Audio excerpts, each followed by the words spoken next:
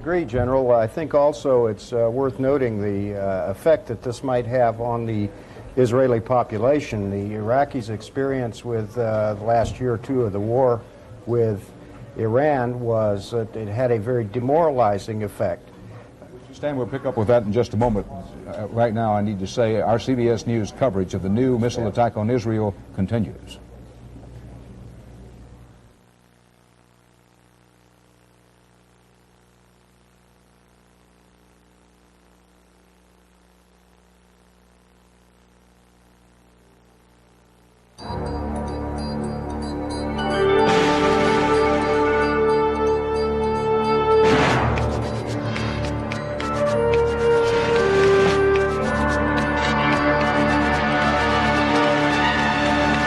You're watching CBS News continuous coverage of Showdown in the Gulf. From CBS News headquarters in New York, here is Dan Rather. With CBS News correspondent Susan Spencer at our war coverage headquarters here in New York, and also with the able assistance of our military analysts, retired U.S. Marine General George Christ and Stan Weeks.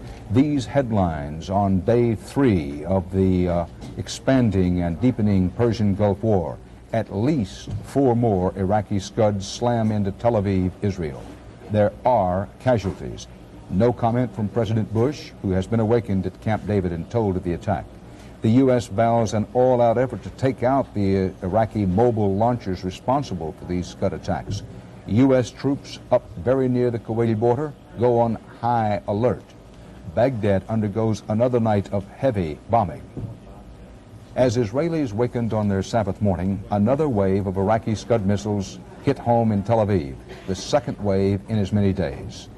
You can see what we believe to be one hit in the distance of this videotape. Word now is that at least 4 missiles were involved. 4 booms, boom booms, as Tom Fenton called them, were heard.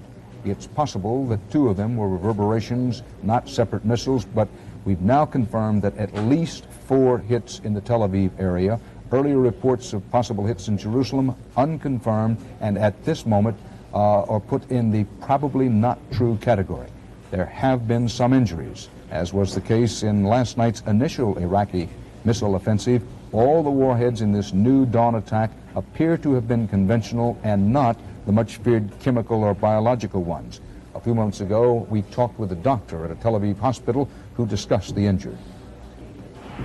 We just received about half a dozen people with slight injuries, cuts, abrasions, and a result of the blast. We expect it might be a few more coming later on, and we might have after effects or indirect effects of the alert, like people who come with psychological distress or people who are cardiac patients and may have deteriorated during the stay in the shelter. The Israeli Air Force scrambled its jets as the missiles came in. Baghdad radio claimed to have fired 11 missiles at Israel. President Bush at Camp David was informed of the missile attacks on Israel, but there was no immediate comment.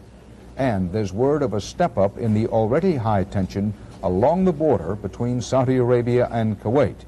CBS News correspondent Bob Simon in Saudi Arabia says the U.S. troops up near that Kuwaiti border, the Marines there, have been put now on a very high state of alert and told to put on their gas masks, their protective equipment against any possible gas attack. We want to underscore that there has not been any attack, but the U.S. troops, and not only the Marines, I think, but also some of the Army troops up there, simply told as a precaution to put on their gas masks.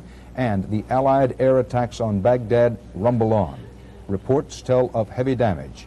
Iraqi censors won't let out much information on just how heavy the damage is. We had one eyewitness report who told us the damage was heavy. There are pictures of Allied air attacks on Baghdad that occurred on Thursday. These are the ones we're showing you now. This amateur video clearly shows significant damage to government buildings. Let's go to Bob Simon in Saudi Arabia. Now, Bob, tell us what you can about this high alert for U.S. troops up near the Kuwaiti border. There's nothing new, Dan. We've received no new reports in the last 15 minutes. Allied airplanes over the last 24 hours have shifted priorities. We do know that there's been an increasing attention paid to knocking out those missile sites and the mobile missiles. However, there's bound to be enormous pressure now on the Israeli Air Force to do the job from within Israel. Israeli pilots told me a couple of weeks ago that they feel far more qualified to do this than the Americans. They say they're more experienced at working in this area. Their planes are a lot closer than the American planes. They say they have more daring tactics than the Americans. The Americans tend to be more conservative. This was the view of Israeli pilots, and they said they have more at stake. Now, ask just about any Israeli, and he'll tell you that the only thing Arabs respond to is strength. This is a very commonly held Israeli view. And I think that now they will feel enormous pressure to act, because they will fear that not acting will be a sign of weakness, that as long as they don't act, Saddam Hussein will use whatever mobile launches he has left to pump more missiles into Israel, and that indeed the Palestinian population on the West Bank and the occupied territories will grow increasingly restive and rebellious if the Israelis don't act decisively. Bob, excuse me one moment, might Bob. be almost irresistible. Sorry, Bob, excuse me one moment. We're going to put up, stay with us. The mayor of Tel Aviv on this videotape is visiting the area of one of the hits. Let's listen for a moment. Middle of the center, look over there. This is the dining center, you know. Look, you see? And here, Can I get a job?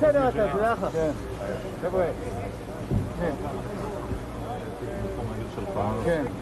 Shlomo Lahat, the mayor of Tel Aviv. תשמע, אני בסך הכל, ועם כל הצער והנזק, ממה שאני מאושר שאין אבדות בנפש, יותר טוב. אנשים אין להם תחליף, ותודה לאל, ישנם 3 פצועים קל שהתפנו לבד. מיסטר ג'פרני, זה בכל אתמול. אנחנו עובדים כאן, שאלה אחת בעברית, שאלה אחת בעברית. אדוני ראש העיר, האם שירותי החירום של העיר? So we'll let that run for a little bit. No, there are 3 people who were slightly wounded. Thanks God. And how By this myself. And how many rockets actually fell on the city? From what I know, according to my information, practically on the city itself, 2. And in the general area? I don't know. And how serious is this damage, would you say? It's not serious.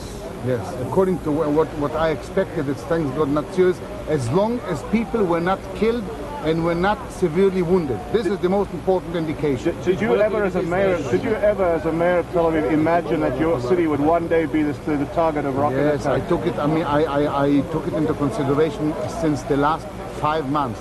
It's not a miracle practically that we are ready and we are prepared. The miracle is that the missile didn't do any damage. But the fact that the city of Tel Aviv, Jaffa, is ready and prepared was done by a very major effort. And thanks to our people, our major officials of the city, they took care of it. Thank you. ביקשתי מזלמן שיוציא חבר'ה שלו שיעזרו למשטרה.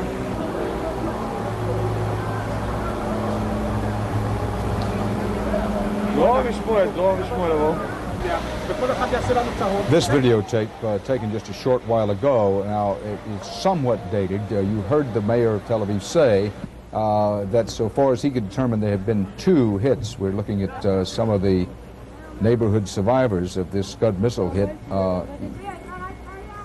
3 casualties mentioned by the mayor that Tom Fenton, our CBS News reporters in the Tel Aviv bureau, have confirmed.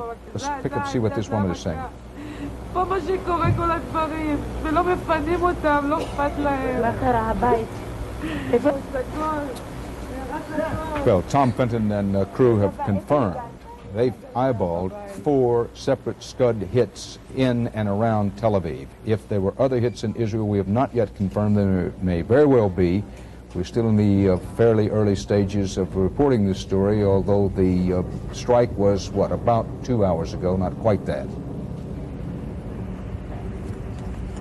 As we continue to look at these pictures of the damage in Tel Aviv from this morning's just after dawn Israel time strike with the Scud missiles, Bob Simon, if you're still there. Yes, Dan. You were discussing that the Israelis, the Israeli pilots were saying, well, they thought they were better qualified to take out the Scud missiles. I'm saying with a slight smile, it may indeed be true that they are, but it's in the nature of fighter-bomber pilots. They have to be confident. They have to even be cocky. So in the same way in World War II, you found British pilots saying, well, we're better than the Americans and vice versa, and the Australians and one thing and another. It's in the nature of friends and allies to, in effect, say, well, we might could do it better. In the case of the Israelis, they have a point when they say they have more experience at doing it, and until at least very recently, they did have more at stake. That's right, Dan, and I think one of the reasons there'll be a lot of pressure on them right now is the pressure to maintain the faith of the Israeli population in their Air Force.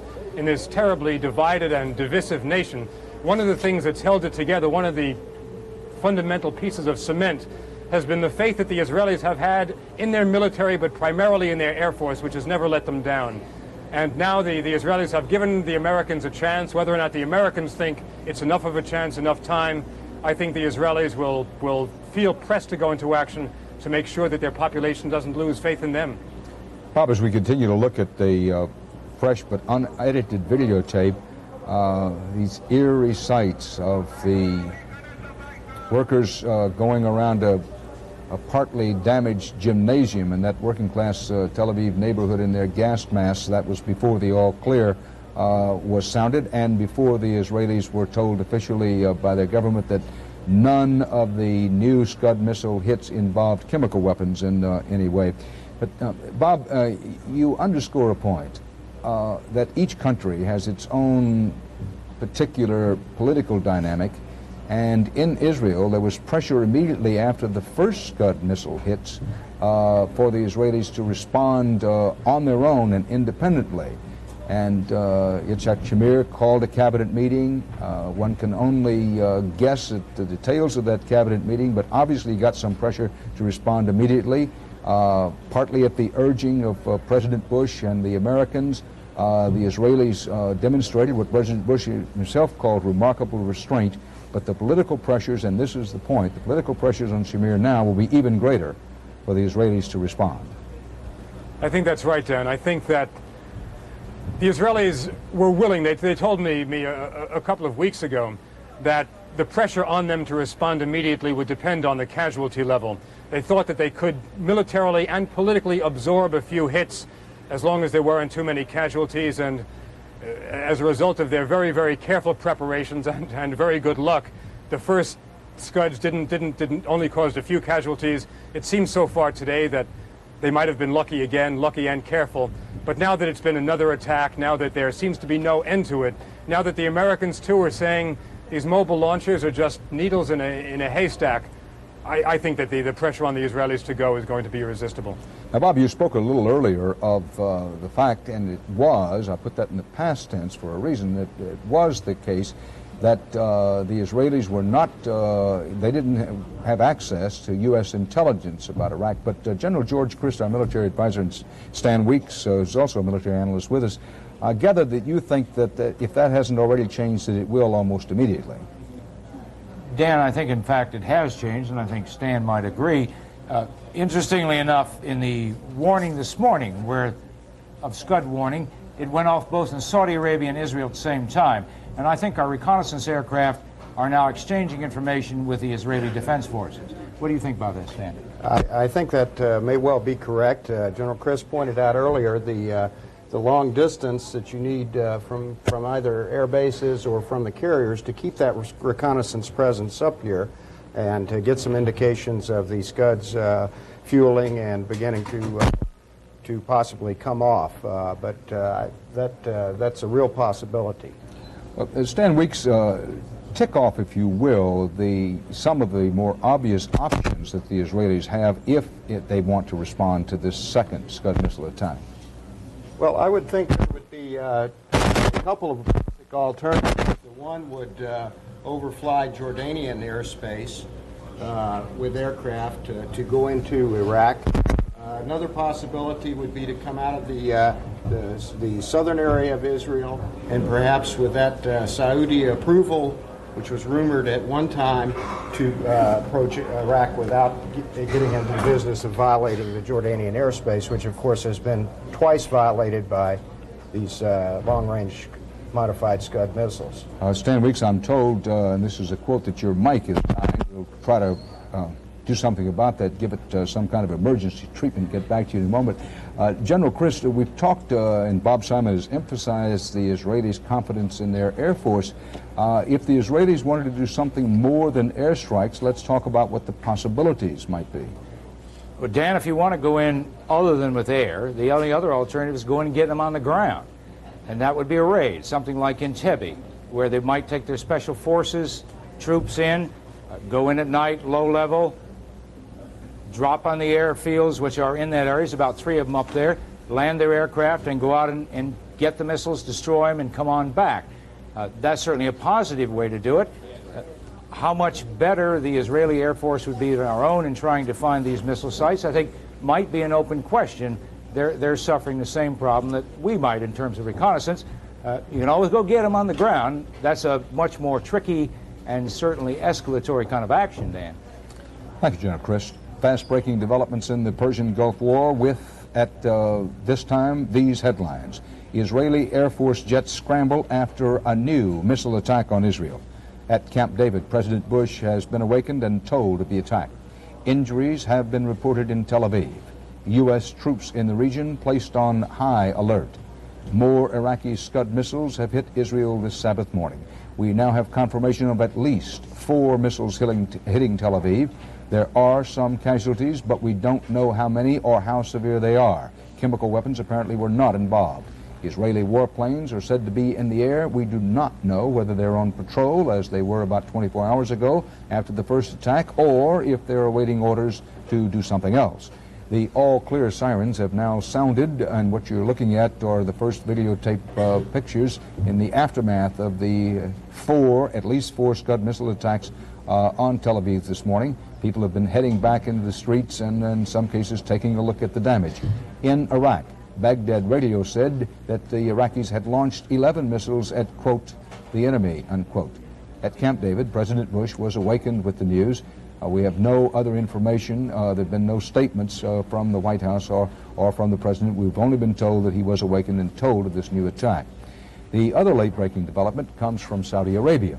CBS News correspondent Bob Simon reporting that U.S. troops up near the border with Kuwait, apparently both Marines and Army, have been put on high alert. They have been told to put on their gas masks. This as Allied forces rained more bombs on Baghdad, with extensive damage reported in the Iraqi capital. Because of Iraqi censorship, hard to get much sense of how great the damage was, but one eyewitness told CBS News that there was, and I quote him now, spectacular damage, unquote, in Baghdad. Let's go now to Barry Peterson in London, who's been monitoring world reaction. Barry? Well, Dan, as America is going to bed with the news of this attack, Europe is just waking up to this word. The first blush reaction from British Prime Minister John Major, an instant condemnation of what's gone on. Now, the sense here, the mood here, is that there is perhaps a bit of desperation in what has happened. As one analyst in Britain put it, that Saddam Hussein is trying to score a political victory out of what may be a military defeat, in essence trying to destroy this coalition. That's pretty self-evident, of course. He's been trying to do that for quite some time. There's another sense growing here, though, and that is that these missiles will probably keep coming. With this second attack, there's a sense that perhaps Saddam Hussein is going to keep trying to launch these missiles and keep trying to wage this attack as he can. I think the only good news that so far, Dan, the news that you've reported certainly and is going to be well received here, is that the casualties are light. I think that will bring a bit of a sigh of relief out of what is pretty terrible news. Fair, we had word earlier, well, I should say yesterday, it now being Saturday morning, yesterday there was word that the British government was taking steps to prevent Iraqis from entering Great Britain. Not only are they preventing Iraqis from entering Britain, in fact, Dan, they now say that Iraqis who are transiting through Heathrow Airport, through international airports, as you know, traveling through these airports, you just basically change planes, and they say they aren't even going to allow that. And they're also, of course, for some time been watching Iraqis and have been deporting Iraqis that they think pose a threat. The British are taking this very seriously. As you know, shortly after the war broke out, they moved military vehicles, soldiers, tanks, that sort of thing around their airports. So they're very concerned, they're very security conscious at this moment. Barry, at a coffee shop today, I was talking to some rank-and-file Americans about the war, and a couple of them said, what is it with the Germans? They'd read a report that something like 75% of Germans in the most recent poll were opposed to the war. How's public opinion running in Great Britain? Well, in Great Britain, it's exactly the opposite, Dan. In fact, the German poll you quote, 79%, I think, is one number I heard, and yet in Great Britain, it's 80% in favor of the effort. And I suspect in these last few days that number has grown even, because there's a lot of sentiment here, a lot of back our boys, get behind them, be for them, put aside all the reservations you had before, forget about the dissension that may have come before. Now's the moment to rally around the flag, in this case the Union Jack. So I think there's an enormous amount of support here. Maybe one other thing to add, Dan. I know there's been a lot of discussion about both Germany and Japan, where the support for this war is somewhat tepid, to say the least. In Germany, as you point out, the overwhelming majority opposed this war. But you know, it was the United States after World War II who taught Germany and Japan that war was a pretty evil thing, and in fact inserted the anti-war clauses in the Japanese constitution. So perhaps that explains somewhat why the Germans are reacting the way they are. And it does make a difference. The British have troops in the desert as beside the Americans, and that makes some difference. Thanks, Barry Peterson in London. Bill Plant is in our Washington bureau. Bill, the night, it hasn't been that long ago, 24 hours ago, of the first Scud missile attack on Israel, you reported a good deal of activity at the State Department. What about tonight? Well, Dan, right now the State Department is pretty well shut down. The Secretary is at home. We expect that he will go up to Camp David tomorrow, along with the Secretary of Defense, to see the President. He's being kept informed, and I would guess, without knowing precisely, that he has been called about this missile attack. It doesn't really come as a surprise. There was an expectation that Saddam Hussein would try to do it again. What was really concerning the State Department and the Bush administration, as you might imagine from your previous conversations on this subject, is what the Israelis would do. If the Israelis retaliate, and it now seems difficult to imagine that they will not, then it could make life conceivably more difficult for the American Arab coalition against Saddam Hussein. But bear in mind, Dan, that retaliation is almost certain. The only question is when. The Israelis said that today. They made it very clear that they will retaliate. The only question is when and where. There was talk among some Israelis of proportional retaliation, meaning, well, we could strike in the western part of Iraq, strike particularly at those Scud launchers if we could find them, that kind of thing. And they're reserving the time of the attack for themselves, which does give the American coalition a little bit more leeway. One other thing to bear in mind, though, about retaliation, and that is I think that Secretary of State Baker came away from his visit to the Middle East last week with the understanding that if Israel had to defend itself, if it did react to a provocation, then Egypt and Syria and Saudi Arabia, the key Arab allies in the coalition, would not object, would not bolt from the alliance. And that is where the administration thinks things still stand. Obviously, they'd just as soon not have the test. And Bill, we have only a few seconds before a break here. Would it be safe to assume or not that President Bush and Secretary of State Baker were working hard to tell the Israelis, even though you had a second strike, restraint, restraint, restraint? I'm sure that they'll ask for restraint, Dan. I'm not sure that that they will get it this time. Bill Plant in our Washington bureau. Our CBS News coverage of the new Scud missile attack on Israel continues.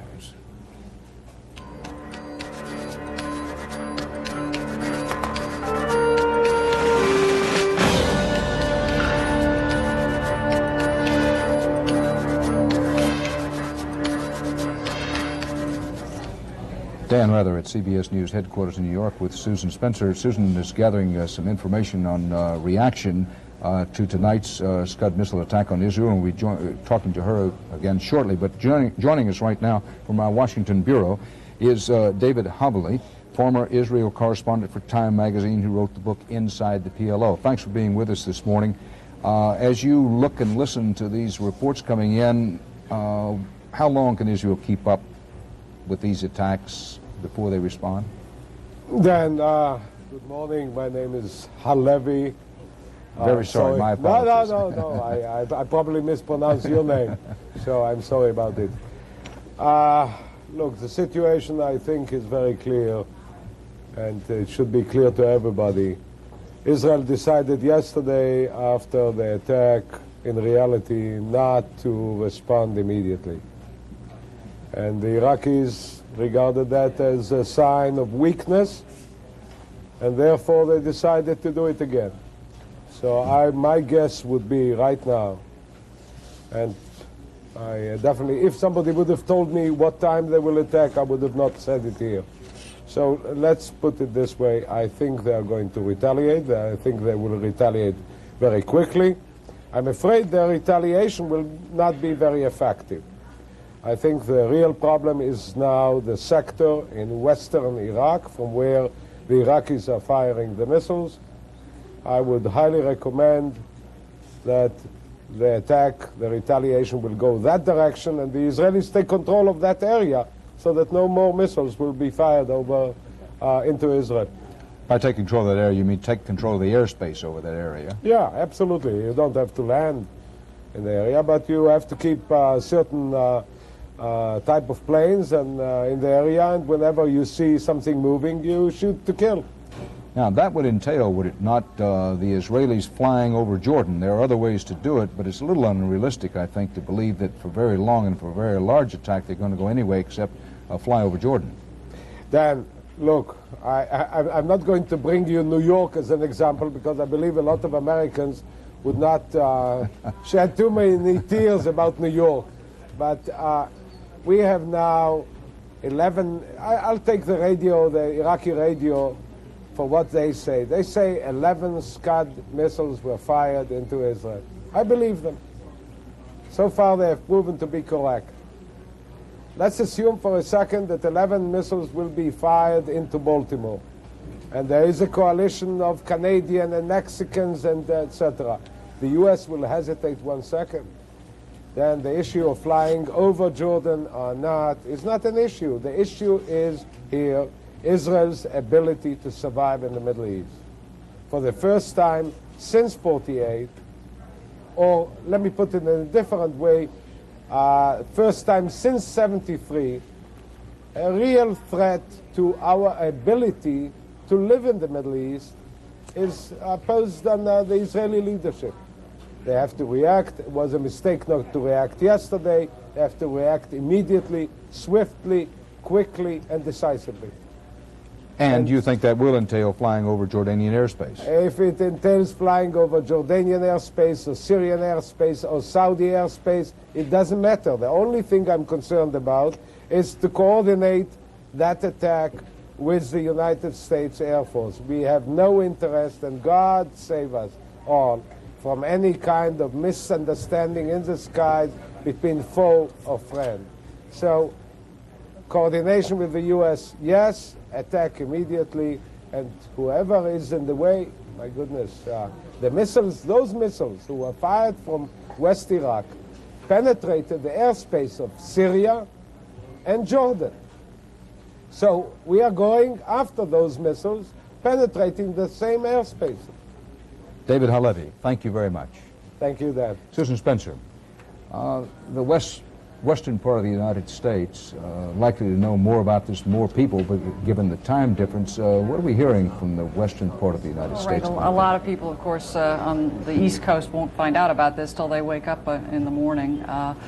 What we hear is the same sort of concern, particularly since many Jewish Americans have relatives in Israel.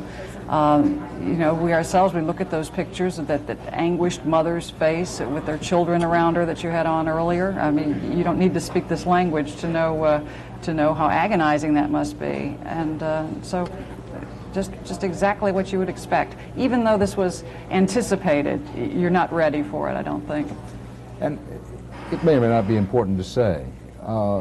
It applies not just to those Americans of Jewish heritage, but many others. I think, if anything, Saddam Hussein has done himself a disfavor when you aim this kind of terror weapon at a civilian population. In the short experience we've had in just 24 hours from the first attack, I find many more Americans articulating a concern for Israel and an understanding about why the Israelis would feel so strongly about responding. And also the pictures of mothers putting on gas masks on children. Everybody understands the reality of that. Well, exactly. And as your last guest said, you know, imagine this were Baltimore. You're an innocent civilian You have nothing to do with any of this. You're trying to go about your life, and to have to deal with this sort of terror on a constant basis. I also think from the American Jewish community that there are going to be the same kinds of calls for retaliation. I think they'll be absolutely united in that. Several missiles hit the Tel Aviv area of Israel, at least 4, confirmed by CBS journalists who went out to have a look, and they confirmed 4. There may have been other Scud missile hits in Israel. None others have actually been eyeballed by any of our journalists. Early reports were that some thunderous explosions were heard in and around Jerusalem, but no, I repeat, no confirmation of any hits in the Jerusalem area. Our CBS News coverage of war in the Gulf continues.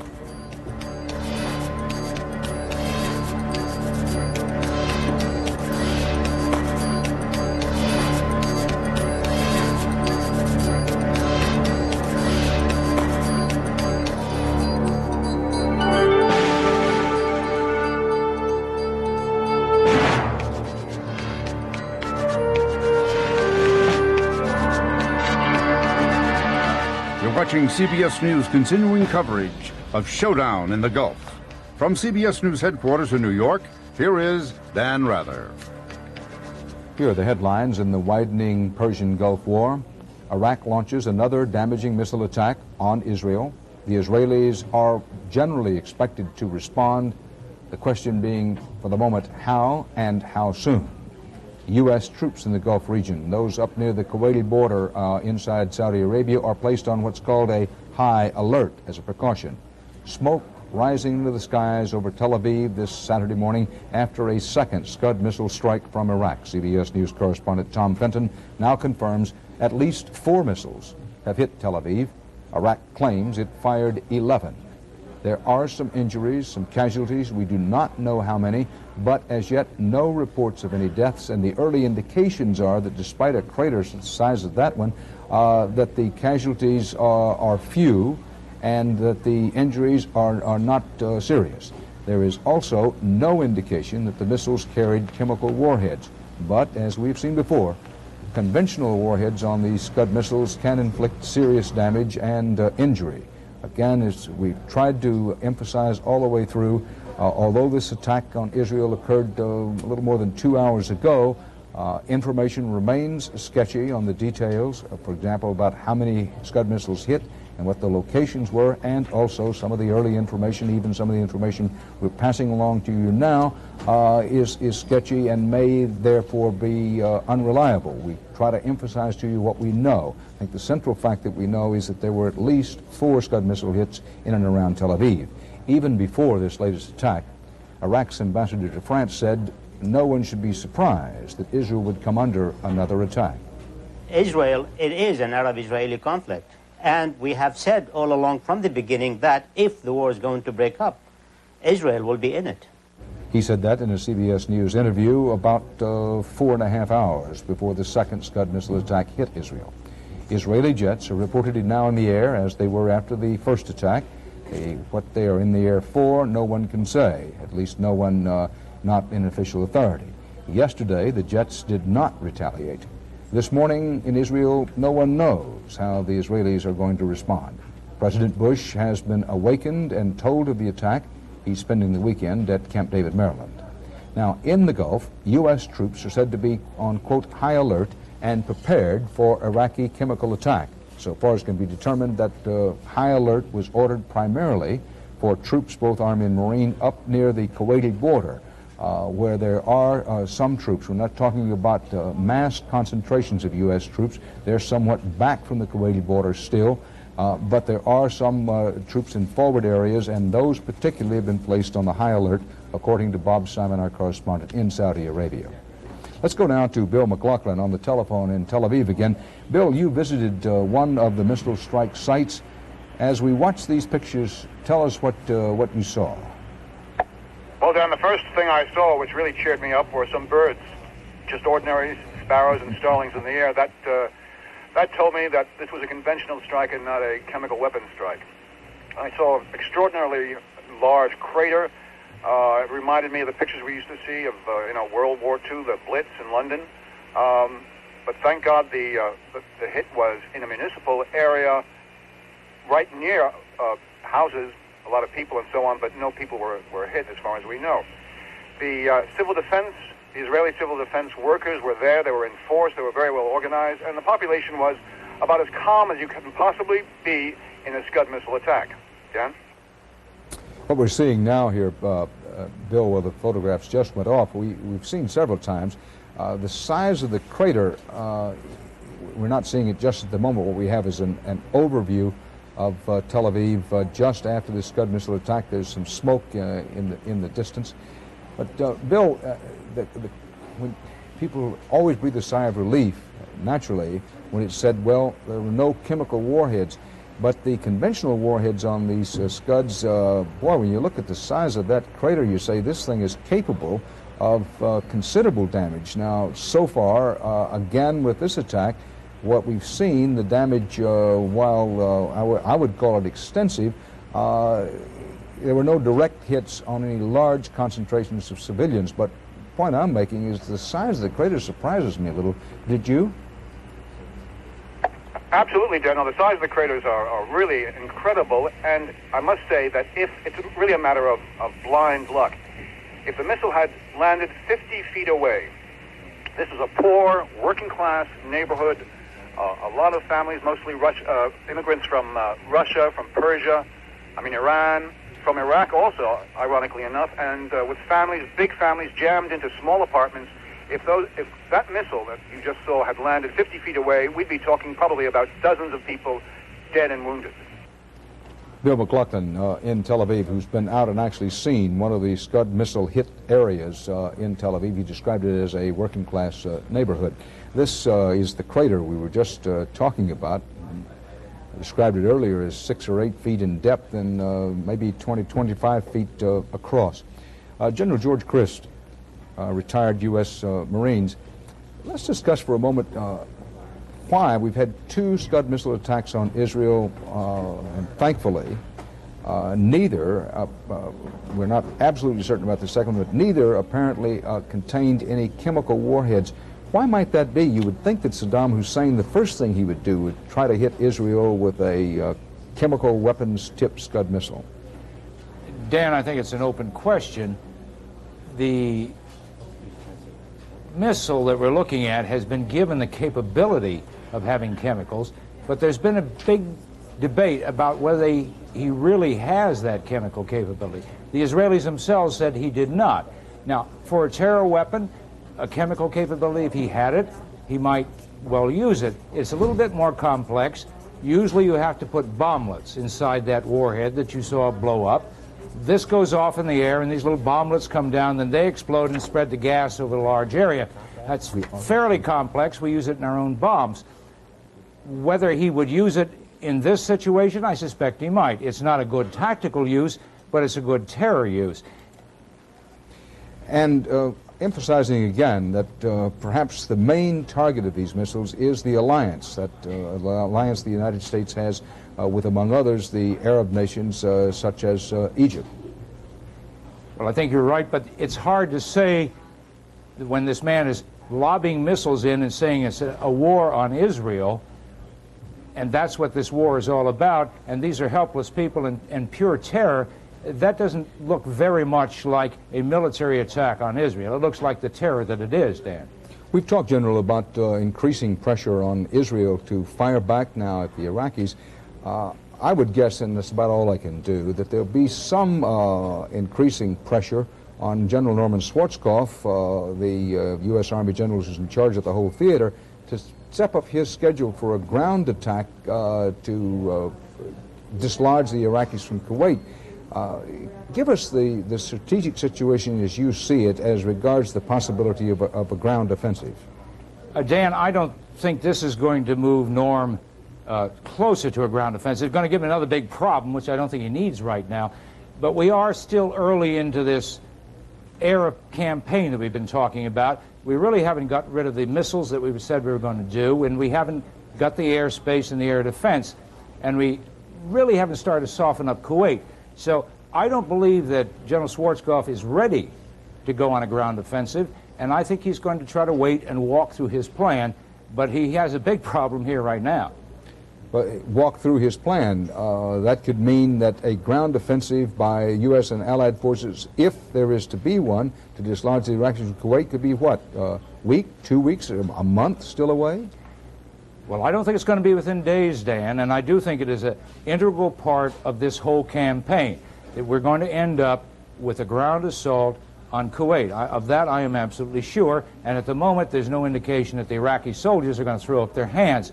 Timing is going to depend on the effectiveness of this air campaign. We're not going to want to go in to Kuwait until we've really softened it up to the best we can, and that has not occurred. So I think we're talking some time, Dan, here. General, you've said this before. I want to give you an opportunity to say it again because I frankly don't think we can overemphasize it. If you're talking about ground troops going into Kuwait and or Iraq, you're talking about casualties.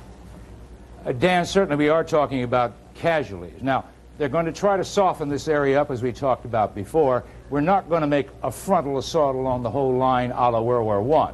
It will be short, violent kinds of armor thrusts, perhaps the amphibious operation, perhaps an enveloping movement, the idea to break up the Iraqi units, surround them, bypass them, hope they'll surrender. But you don't do that without casualties. What you're hoping to do is minimize your casualties, but it's not a bloodless war, Dan, at all. You are or were the professional warrior. I am not. But any way you cut it, that sounds like hellacious combat. It's going to be a tough fight, Dan. It really depends upon the morale of these troops. We know they're well dug in, and we know they're fortified. I think General Schwarzkopf knows where the weaknesses are in those lines. He's got a lot of air to support his ground troops. We got a lot of artillery in there, a lot of firepower. But it depends a lot on these combat veterans that Saddam Hussein has in these trenches, how well they're going to fight. And the other key to this is how well can he maneuver these armored divisions that are in the rear when we start moving. Big-time war when they come together. That's where casualty is going to happen. You saw it in the Desert Wars of '42, tanks moving around, guns shooting, the '73 war in Egypt. A lot of confusion. There's going to be dead people on that battlefield. General George Christ. Susan Spencer has been monitoring the U.S. mood, and when it comes to this new Scud missile attack on Israel, what kind of reaction are you picking up, Susan? Well, the same sort of concern that one would expect everywhere, and also a consensus as well that this is a retaliation, whatever one calls it, is pretty much inevitable. From overseas, we have some other reaction too, Dan. Japan has, within the last few hours, announced that it is offering an additional $5 billion to the U.S. forces fighting in Iraq. It pledged $2 billion before, is more than double that. It's unclear to me whether or not this information comes based on what has happened in Israel or whether this is entirely coincidental, but Japan has made that announcement. Japan is, of course, the only G7 country so far that doesn't, the only allied country that doesn't have presence in the Gulf of some sort. There have been a lot of calls, particularly in Congress, for both Japan and Germany to come through, given how much oil each of them gets from the region. And so Japan, at this point, has made that announcement. One other thing, we have talked several times about the sound of jets being heard in Tel Aviv, of Israeli jets scrambling. The state radio confirmed that. We've been talking to our folks in Jordan just to see if there has been any air activity at all, and thus far they tell us that as far as they can determine, there has not. They also say that the weather over Jordan right now is very, very overcast, so it's I don't know if that would have an effect on what the Israelis choose to do. But right now, they don't detect anything there. Susan Spencer, thanks. Bob Simon in Saudi Arabia.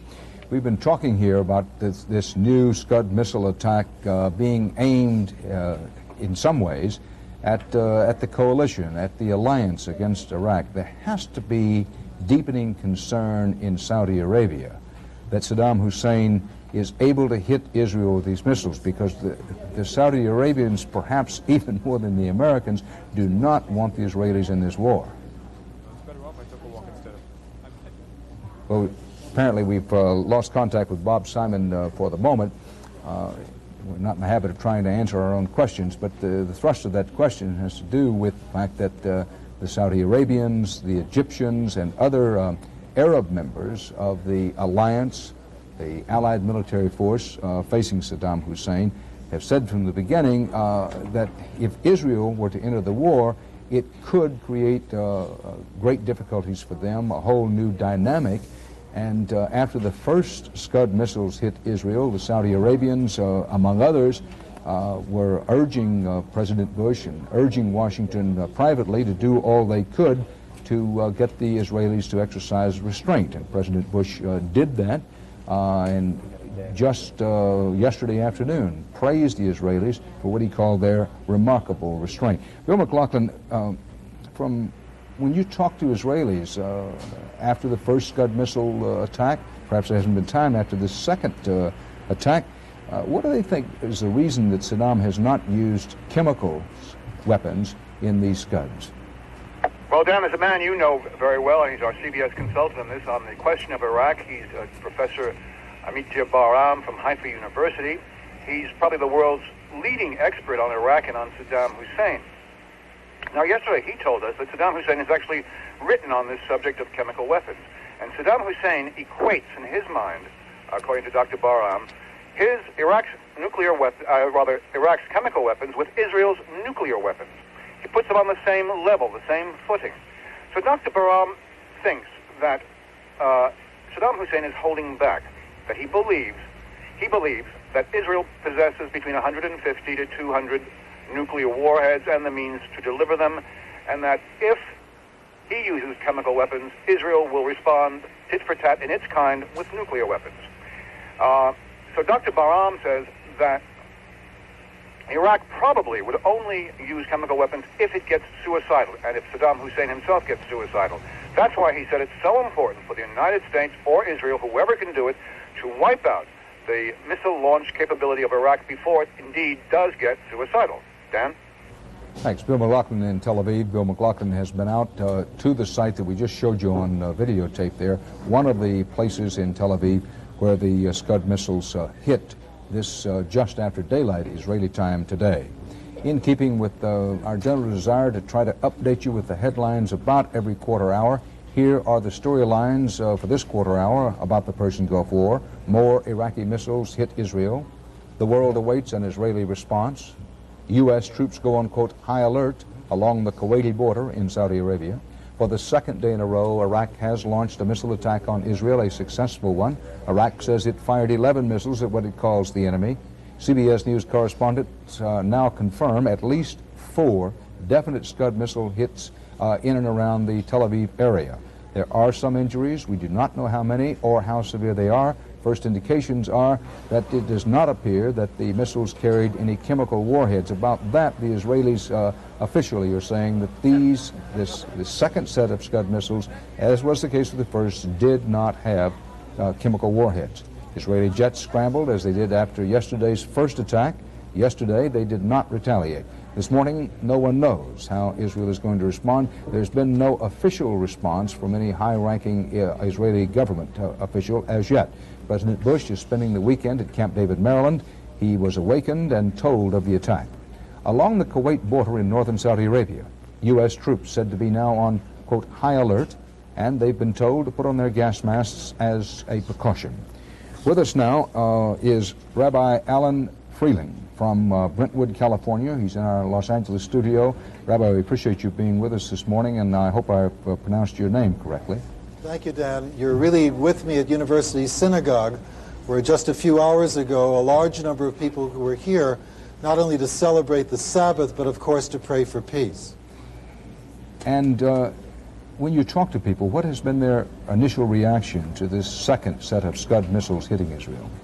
Well, about the time that we concluded our services, we were getting reports from your channel, from CBS, indicating that which had occurred in Tel Aviv, and of course the rumor was also in Jerusalem. Obviously, we're calling for Israel to remain on a firm footing of restraint.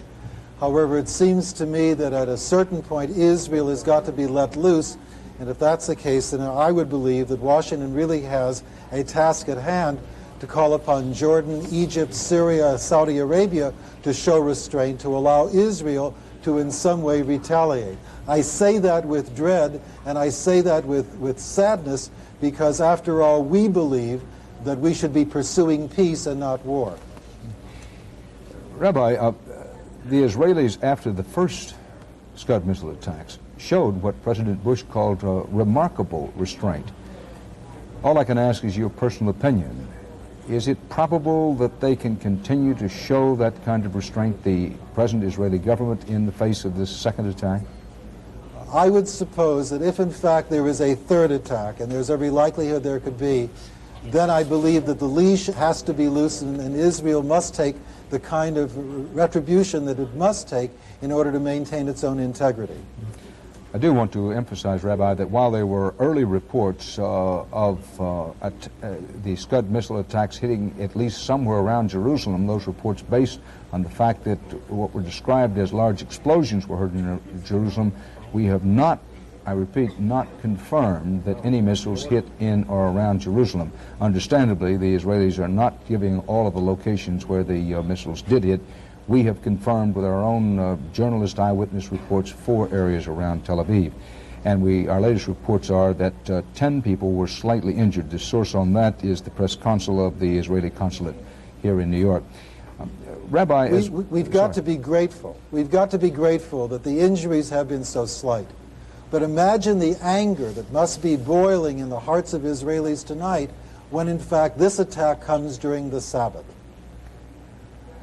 I'd be surprised. So that even those of us who have been calling for moderation, who have been calling for peace, who have been asking Israel to settle its differences with the Palestinians and not be dragged into this by Saddam, even those of us who have been doing all of this can certainly well understand and identify with that which must be going on in the hearts and minds of our Israeli brothers and sisters. Didn't mean to interrupt what I was going to say. I'll be very surprised if there isn't widespread understanding in the United States for that point of view, particularly in the wake of this second set of Scud missile attacks. Rabbi, thank you very much for being with us this morning. We appreciate it. Thank you.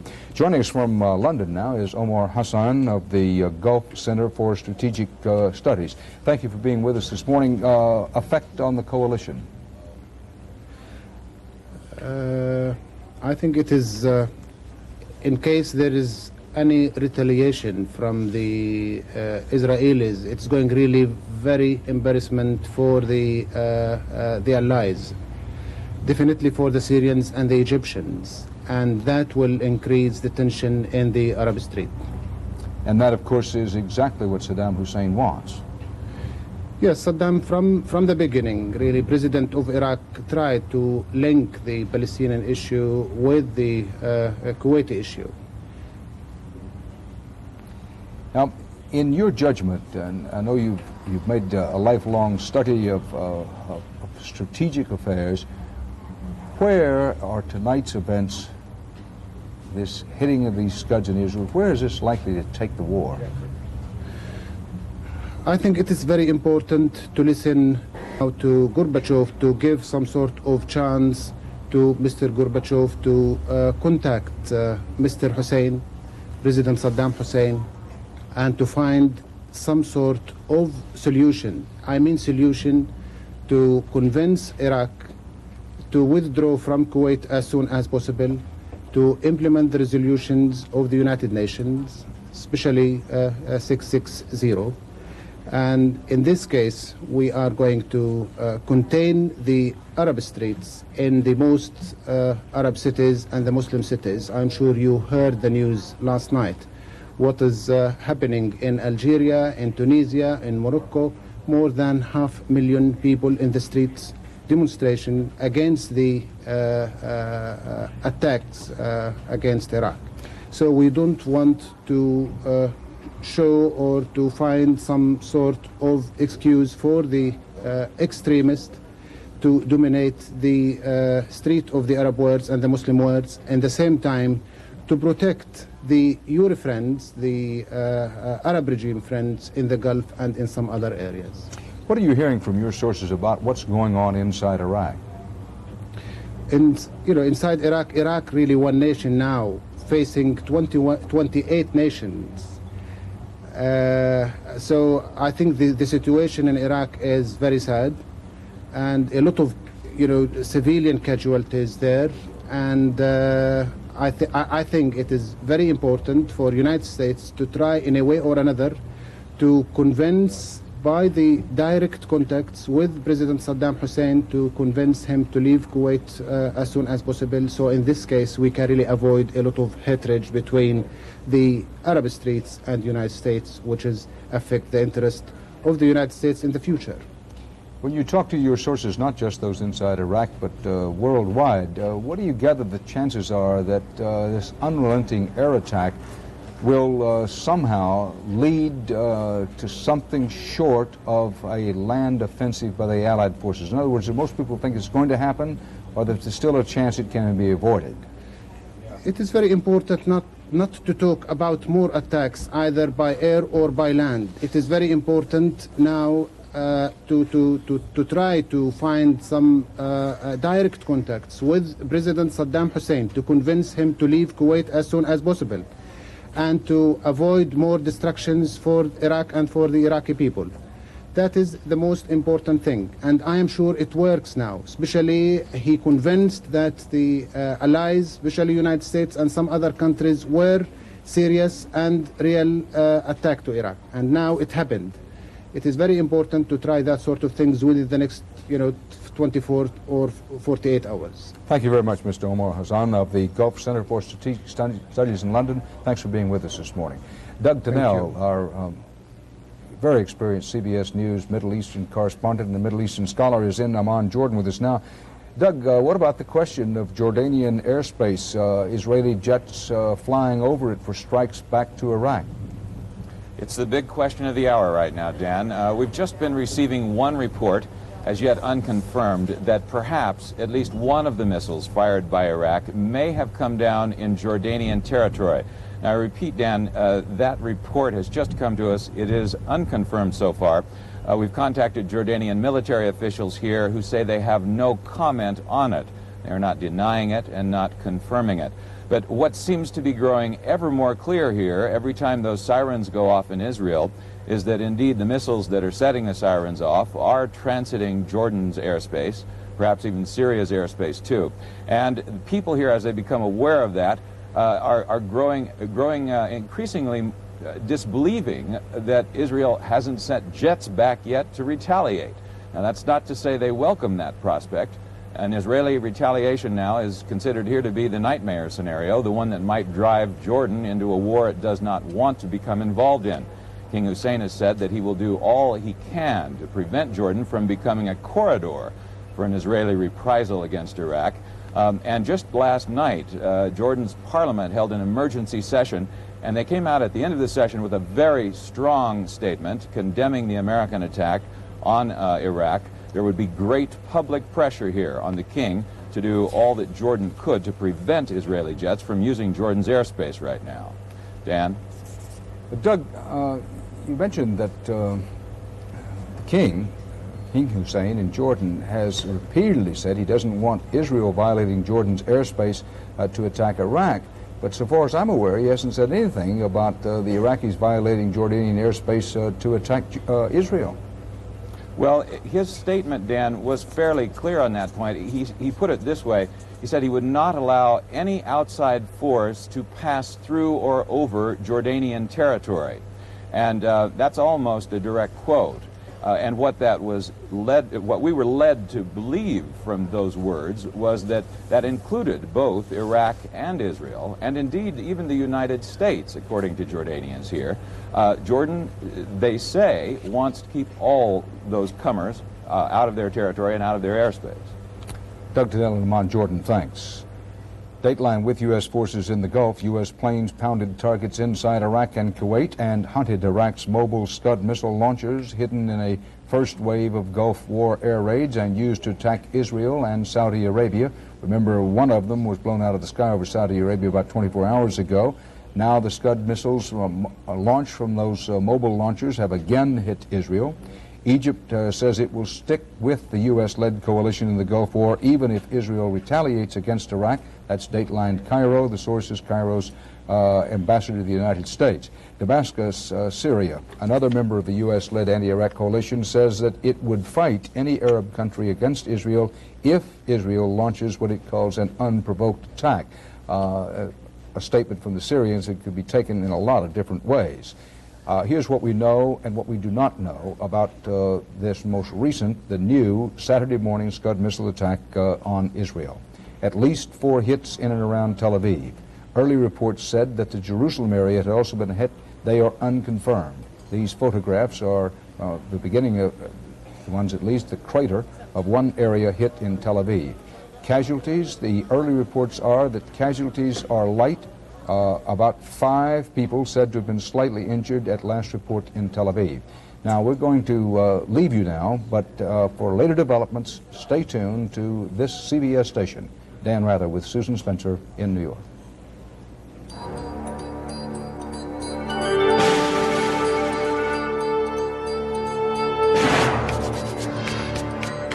Stay with CBS News for continuing coverage of Showdown in the Gulf.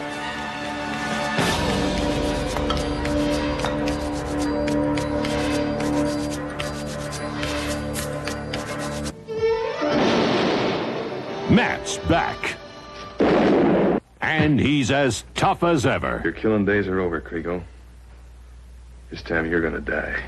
By popular demand, Columbia House Video Library proudly presents Gunsmoke, the Collector's Edition, starring James Arness as Matt Dillon, Amanda Blake as Kitty, Milburn Stone as Doc, and Dennis Weaver as Chester. It's the series that won the West by a man who couldn't be beaten. You got him, Mr. Dillon.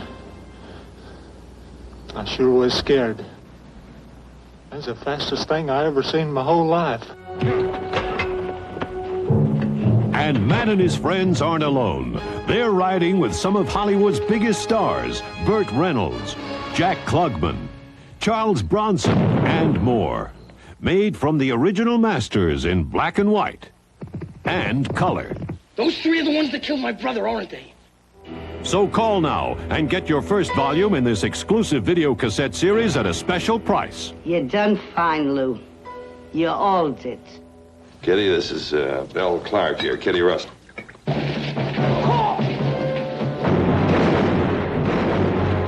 Gunsmoke. It was the longest-running Western of all time. And now Matt's back, and there's only one way to hold him, by calling now.